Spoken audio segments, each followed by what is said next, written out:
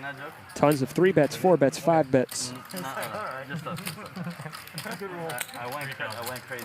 I like it. I went crazy with queens. And as has been his MO tonight, Tiger has put in He went crazy with tens. quite a lot of 3 bets with the suited broadways, which I love, especially in this game. Talked about a little bit earlier. He hit the ace in the river. Lucky. I feel really bad. I hate queens. Gall does not like to fold pre-flop. He is not a folder. And Tiger's going to be able to play this pot in position. 3-bet pot. Computer. Calculator. And they start this hand super deep.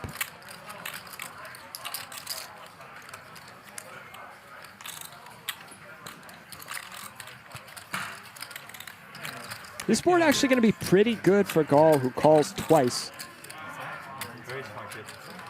Pre-flop. No. Gall going to put in the raise with the open-ender, but Tiger, top pair, backdoor flush draw. He's not going anywhere.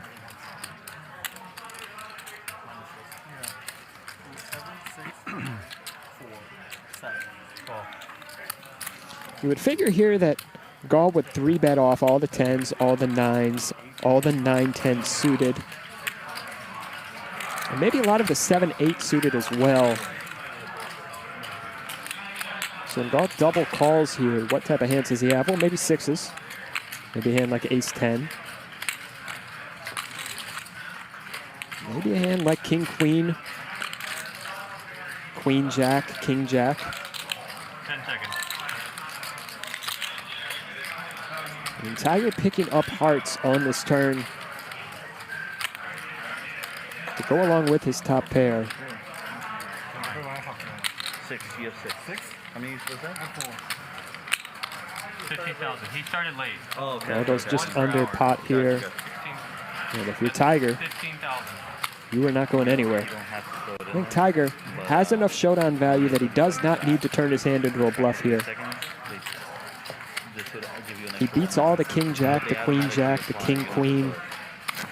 So take it after the hand. Gall probably doesn't take this line with a hand like king-10 or ace-10. And so Gall either has a hand like a set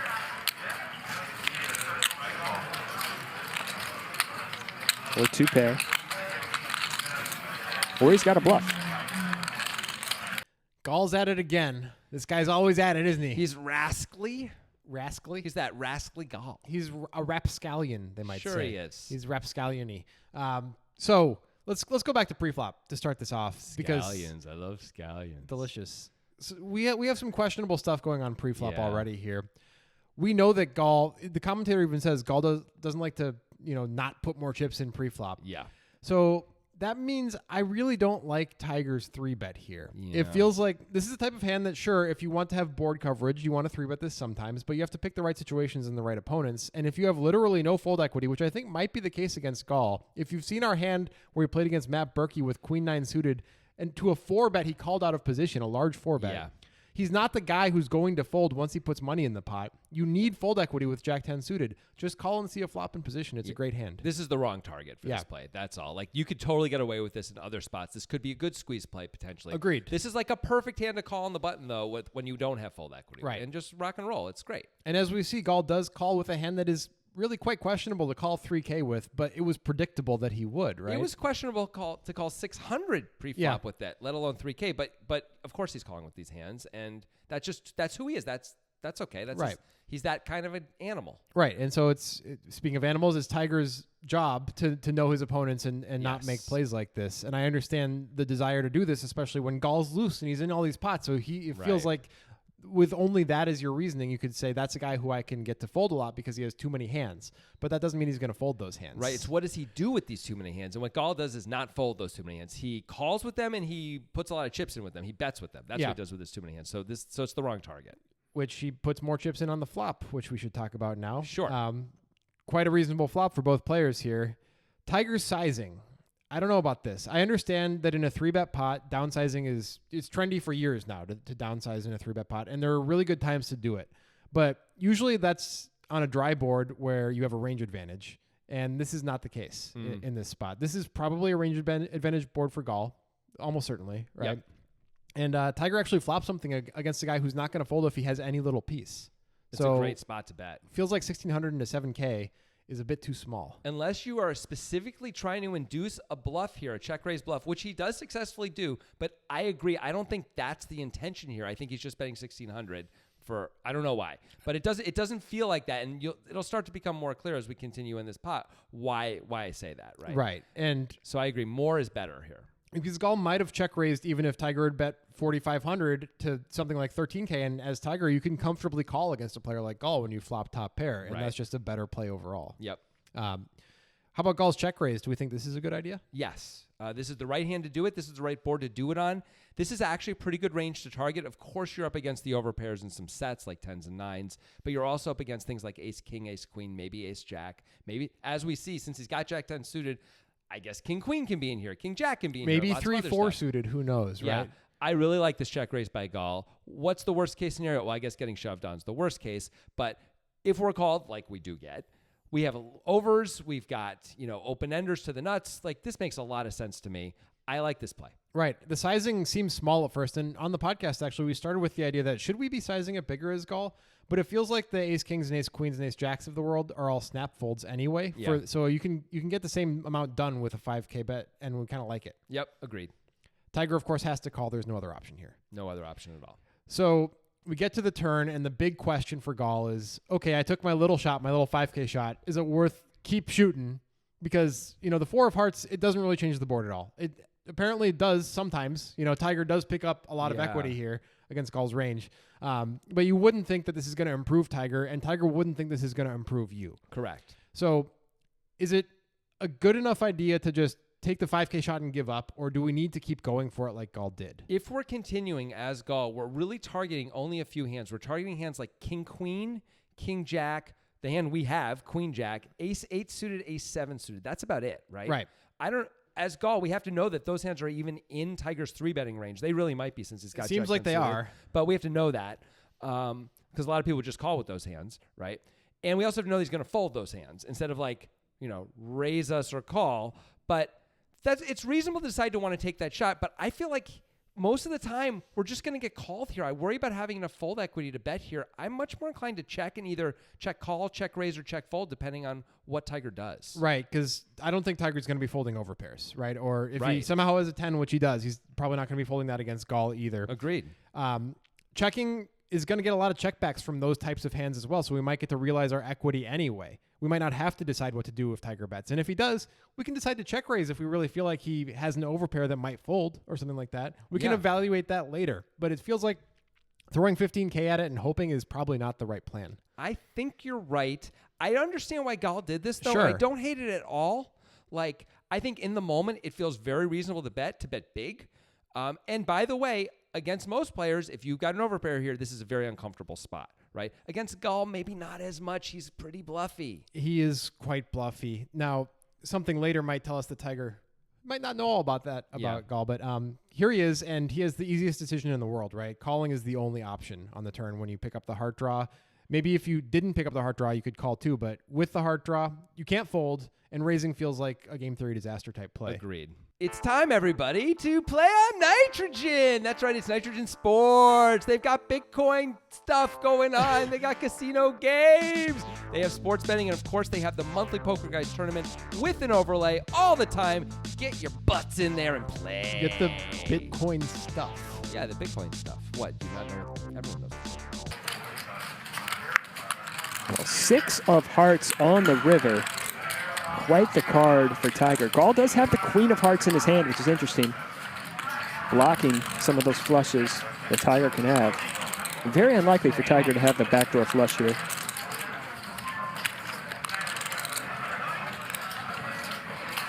I wonder if Gall is going to go for this.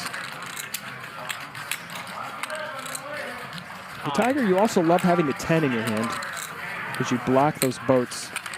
It's just so unlikely, right, that Gall has a boat, especially when the 6 comes on the river. Pocket 6s was really the only full house that Gall could have after calling twice pre-flop. He's going to 3-bet off all the 9s and 10s, so this makes it very, very unlikely that Gall has a boat here. So you're just never worried about that.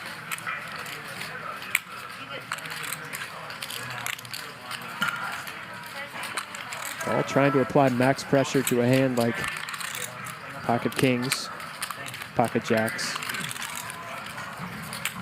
All in. All in. Gall going to move all in, and if you're Tiger, this is just a snap. This is just a snap. How does Gall ever have a boat? You have a 10 in your hand. You block the pocket 10s. You probably 3-bets off the pocket 9s at a good frequency. Sure, he could have pocket 6s, but there's one combo. There's one combo of pocket 6s of quads. That's it. It's just really, really hard for Gall to have a boat. You got to think back to pre-flop. Always go back to pre-flop. What happened pre-flop? Well, Danny opened.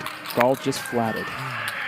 Gall loves to 3-bet pre. And he's just always going to 3-bet 10s, usually going to 3-bet the 9s. And when the 6 comes on the river, that eliminates most of the combinations of Gall having 6s as well. So what do you lose to?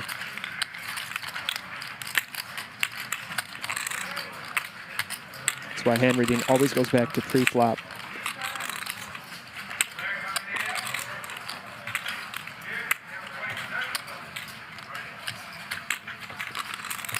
And a positive takeaway for Gall's side, if you're Gall here, this just shows this Tiger is tanking with a flush, a backdoor flush in a 3-bet pot to a check raise, bet jam line. This just shows how powerful this line is as a bluff. Because if Tiger's tanking with a flush here, you can bet your bottom dollar he's folding a hand like aces or kings here. So this is a pretty strong bluff from Gall that's going to work more often than not. But I think if you're Tiger, if you can put the pieces together, that it's really, really hard for Gall to have a boat here. And this card is really, really bad for Gall. Eliminates a lot of the combinations of the boats that he can have. What do you lose to?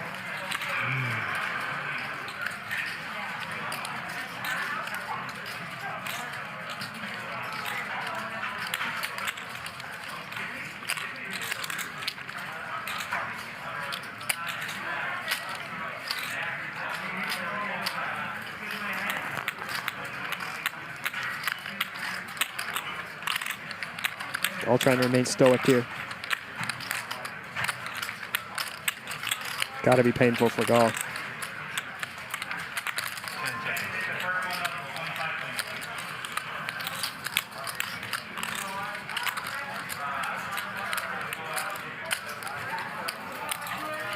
Tiger folds.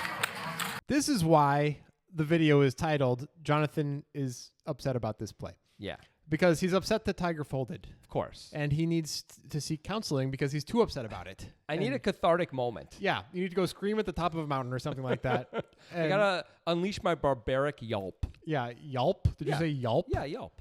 Is that like a form of Yelp except more manly? It's from Dead Poets Society, bro. Come on. Who cares? Come on. Ethan Oh, Hawke. Captain, my captain. All right. First question, was this a good idea for Gall to move in? That is a great first question.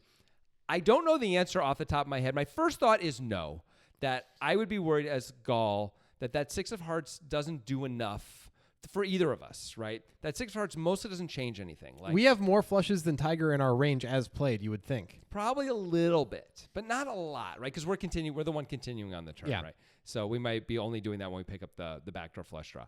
But still, we don't have that many flushes. And I just worry that we can't fold out the overpair. We do rep some stuff, though. I mean, as Gall, we probably know that we probably have 9-6 suited in our range. So Yeah. that's a full house that we can have. We have 9s and 10s, although we will 3-bet those sometimes pre-flop. Most but, of the time. But we can have them sometimes. We, of course, have quads. I think we have all the 7-8 suiteds, which we Yep. should feel comfortable are mostly ahead, even though they aren't this time. We should be shoving 7-8 suited for value for sure. So that's mostly what we're repping, right? Yep. Is those things. And it's a reasonable thing to rep based on our line. Absolutely. Yeah. So the real question is, do we have fold equity with all of these factors in play? And we should have some fold equity against overpairs. You know, Tiger's supposed to shed some of those things as he goes. But if Tiger knows Gall, he maybe shouldn't be folding any overpair. I don't think he in this should. situation. I mean, something you said in the podcast was like he shouldn't be folding a 10, let alone a flush, right? And Yeah. I think that's a kind of a good point. Like I agree against this opponent. You just have to hold on with top pair against this guy and understand you're playing a really big pot. And if you don't want to play a really big pot, you have to fold. Well, you can't really fold the turn. You're not allowed to because you picked up the flush draw, right? Yeah. But like if you're not comfortable calling when you make the flush here specifically, like he does, I don't know. I feel like you're playing too big. And that's okay. Maybe but that's the case, but maybe it's just not understanding Gall and thinking Maybe. that Gall's repping just full houses, which I don't know why you would think that Gall's repping just full houses, because right. I think you could clearly have 7-8 suited and take this line. I think so. And by the way, I wonder if he can even trip sixes sometimes, like 6-7, 6-8, where he flopped a pair and a gut shot, decides to check raise because, well, for lots of reasons, but one reason to deny equity, also because every time you improve, it's hard to get action. He makes trip sixes on the river and is like, yeah, I'm beating jacks. What's the problem? Let's try and get value. Yeah. It's not crazy. That is certainly possible. So I guess this can inform you how we feel about Tiger's fold, that we're Yeah. thinking like maybe you should call with a 10 even if it's not a flush against Gall. This is like, against some players, maybe this line is reasonable, but Gall is not the guy that this line is reasonable against, Yeah. and that's kind of important here. I mean, I think it's funny because we're talking about, like, does he have fold equity? Does Gall have fold equity? Clearly, this is a great shove by Gall. If Tiger's folding a flush, he's folding all the overpairs, right? Yeah, He's of folding course. almost everything. Yeah. So except the slow played full houses, I guess, like pocket tens and pocket nines. I guess he's literally folding everything else. That makes this a great shove by Gall, and maybe Gall knew what he was doing with that. Maybe. Perhaps he did. And something that you brought up there is that Tiger has so many hands in his range that he got here with that are worse than this hand. Yes. That means he's pretty high in his distribution, Without question. which is another reason to call. Yep. So I think he neglected to realize who he was against and neglected to realize how high he was in his distribution, and that turned into a bit of a problem. I think the other thing that's really important is this is a spot where we're actually beating some value too. Like we're beating straights, we're beating some trip sixes, which could reasonably get here. We're beating the 8 high flush if he has 7-8 of hearts. We're beating other worse flushes, which there could be a few of. Yeah.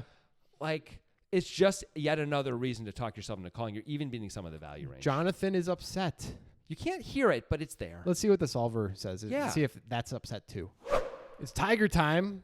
Tiger Woods time. No, it's not. It's just this Tiger. Special guest star, Tiger Woods. Nope. Special guest star Wesley Cannon did the solver work here Yes. on this Tiger-related hand. Tiger and Gall, of course. Let's go back to the old flop-a-doodle. Okay. It wants Tiger to check 100% of his hands on the flop, not just this hand, but all hands. Yeah. I suppose because as the ranges input by Wesley were that of a 3-better and the caller of a 3-bet, it favors Gall's range to the extent that the solver doesn't want to bet ever. And the solver is okay with Gall raising this hand, which, makes plenty of sense. Absolutely. Yeah. And it's certainly okay with Tiger calling also. Yeah. Which, of course, makes sense also. Onto the turn, it only wants Gall to bet his hand half the time, so it's fine to bet his hand, but solver's actually okay with him just checking. I don't know if it's a check to give up or what the solver's plan would be. It'd be interesting to know because, decent-sized bet's not going to give Gall the right odds to continue to the river. I mean, he does have a decent-sized bet does set up a nice check raise all in, which you could do at least some of the time. Yeah. Obviously, you wouldn't do it all the time, but Yep. And, of course, Tiger has a hand where he cannot fold, and the solver agrees. He has to call with the backdoor flush draw, although, notably, it would fold a lot of hands that are better than this hand in rank, like all sorts of overpairs that have a heart in them are supposed to fold, like queens with a heart, kings with a heart, because of all the blocking that they do that they don't want to do. right, where Gall's going to have some two backdoor type plays on the flop and stuff Right. like that. And it actually wants him to fold all Jack 10s besides this hand, the Jack 10 of hearts. But, of course, he has the Jack 10 of hearts, lucky guy, or unlucky, because he ends up folding the river. Was that correct, Jonathan? How Did the could solver- how could it be? It can't possibly be. Well, we correct. shouldn't be able to find out because the solver wants Gall to check all of his queen jacks. Just wants him to bail, give up. Even with the queen of hearts in his hand, it's a little surprising. I would Yep. think this would be the combo of all combos that if you had queen jack, I guess maybe it is, but still it's like, nah. Yep. It's just like, nah, not good enough. It's too scary. I I'm would afraid. probably, if I had gotten this far with Gall's hand, I think I'd pull the You trigger. know a what my lot. main problem with the solver is that it's afraid. It's always afraid. It has no chutzpah. Yeah. Where's your courage? Yeah. Where's your sense of adventure? Frickin' solver. Freaking solver. And the solver often surprises us with his decisions in big It's spots, true. like Tiger's decision here, which felt like a pretty straightforward call I to mean, us. I would fall all over myself to call. And yet, the solver agrees. Oh! It just really wants to call. It's just like, oh man, I just want to call. I want to call I so just, bad. I just have a flush. And I just want to call We're so like, bad. you got to wait 4 days at least before you call. Yeah, you gotta wait, Silver. I know that heart on the river is really just exactly what you've been looking for all your life. Yeah. it's perfect, and you're really excited about it. But just wait. You can't scare that card off. You're going to No. scare that card off. You are. Tiger scared it off by folding, though. Oh, Solver doesn't man. like it. All right, well, at least we agree with the solver. So, you know what? This is one of those times where a thing happened and We all got together and talked about it. So what do you guys think about this hand? We and the solver are pretty much on the same page here. Mostly anyway. Maybe in a few small ways we're not. We're really surprised. I'm really surprised, at least. The solver's like, do not bet Gall on this spot with the queen of hearts. I would have thought the solver would want Gall to do that a fair amount of the time. What do you guys think about that? And of course, the really big news of this hand is the fold by Tiger. We thought it was an obvious call. The solver thought it was an obvious call. Maybe you think it's a fold, though, and maybe you have a reason why, which we have not yet explored. That does happen. It's possible. Let us know in the comments or on Discord what you think. Yeah, check out our Discord link. It's in the description there. It's a fun place to go. You can talk about the hand, talk about other stuff. We'll see you there. Be courageous.